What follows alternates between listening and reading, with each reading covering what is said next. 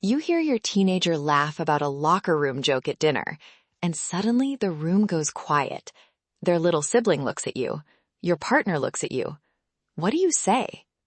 Hi, I'm Danny. Welcome to Danny's Den. Let's chat. Stick with me for about 10 minutes, and you'll walk away with 3 practical things. A plain language sense of consent for kids, ready-to-use scripts for different ages, and quick coaching moves for sports and music moments that actually work. First, consent in plain English. It's agreement given freely by someone who understands what's happening and can say yes or no without pressure. Kids need age-appropriate explanations of that. Consent can also change.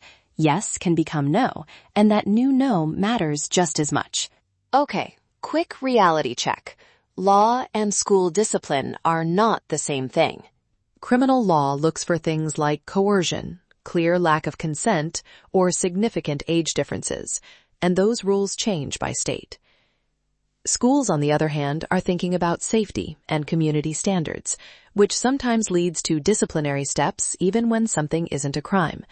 So document, ask questions, and get the facts before reacting. Many parents worry that talking about consent will invite behavior. From what I see, the opposite is true. Clear conversations build boundaries and confidence. Your house is the training ground. You set routines, model respect, and give language kids can use. Tiny scripts you can use right now. For little kids, if someone wants a hug, you can say yes or no. If you don't want a hug, it's okay to keep your hands to yourself. For tweens, your body belongs to you. If someone asks for a picture or to touch you, you can say no and tell me or another grown-up you trust. For teens, a real yes is excited and clear. If it's quiet, pressured, or the person won't take no for an answer, that's not consent. Practice these lines casually, in the car, after practice, while folding laundry. Short, repeated moments beat one big lecture. Digital rules matter. Ask before you post or share a photo. If someone asks you to delete a photo, delete it. Never pressure someone for explicit images. That can have legal consequences for minors. A simple household rule that helps. Phones out of bedrooms at night.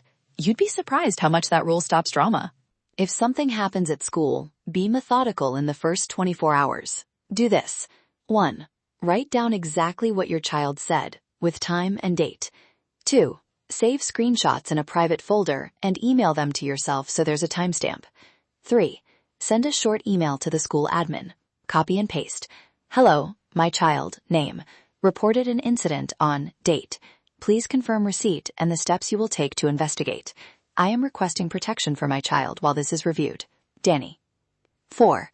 Ask the school, what is your process and timeline? If you suspect a crime, call local police and contact a lawyer. Quick example. A parent asked one simple question after practice and discovered a cross-team group cat pressuring their kid. Within days, they stopped the sharing and reset the group's rules. Small, fast questions work. Co-parenting tip. Neutral language is a superpower. Instead of blaming across homes, try, I want to make sure we're saying the same things about boundaries and phone rules so our kids get consistent messages. Keep notes of key conversations and dates. Organized beats emotional in custody or legal settings. Let's get to locker rooms and sports, where culture is formed fast. Coaches set the tone. Ask your child's coach about team policies on showers, phones, and privacy. Encourage a short, explicit team conversation about respect at the start of every season. Keep your hands to yourself in drills. If someone says stop, you stop. No questions. Say these short lines from the sideline. They stick because they're repeatable and simple. Traveling with teams? Set expectations about rooms and tech before you leave. Coaches and parents together create safer spaces. It's teamwork off the field as much as on it. Music is a gentle doorway. Put on a track your teen knows and ask, what do you think this line means? Or try, would that feel okay if the roles were reversed? Using a hip-hop or R&B song they like makes the conversation less accusatory and more curious. Parents ask me for exact scripts all the time. And yes, you can memorize a few lines.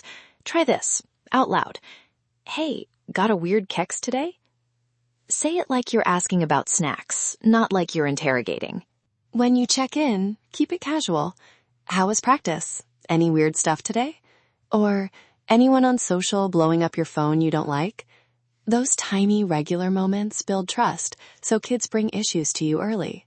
A few important cautions before we close. This episode is high level, not state-specific legal advice. Laws about age and consent vary.